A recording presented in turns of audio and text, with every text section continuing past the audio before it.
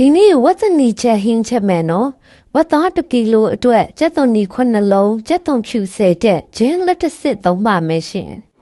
ကျက်သွန်နီကိုလေးစိတ်ပြီးဂျင်းကိုထူထူရီးပါမယ်ကျက်သွန်ဖြူကိုညက်နေအောင်ထောင်းပါမယ်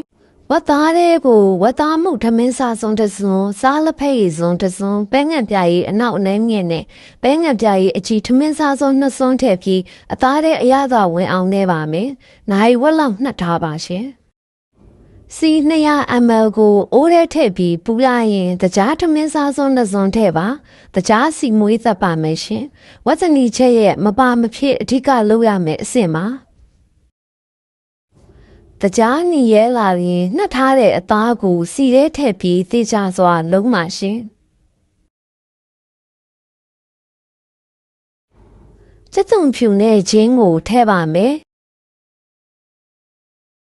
သေချာစွာမှွေပြီးရင်အသားရင်မြုပ်အောင်လောင်းထည့်ပါမယ်ရှင်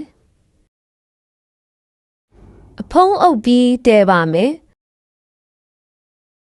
မကြာခဏအဖုံးဖွင့်ပြီးမှွေပေးပါနော်ရေ2ခါလောက်ထည့်တယ်ပြီးလို့စီပြန်စပြူလာရင်တော့ကျက်သွန်နီလေးစိတ်ခွဲလေးတွေထည့်ပါမယ်ရေထပ်ထည့်ပြီးတည်ထားပါမယ်ရှင်မကြာခဏအဖုံးဖွင့်မှွေပေးပြီးဝတ်သားနူးဤလာပြီဆိုရင်အရသာမြည်ကြည့်ပါ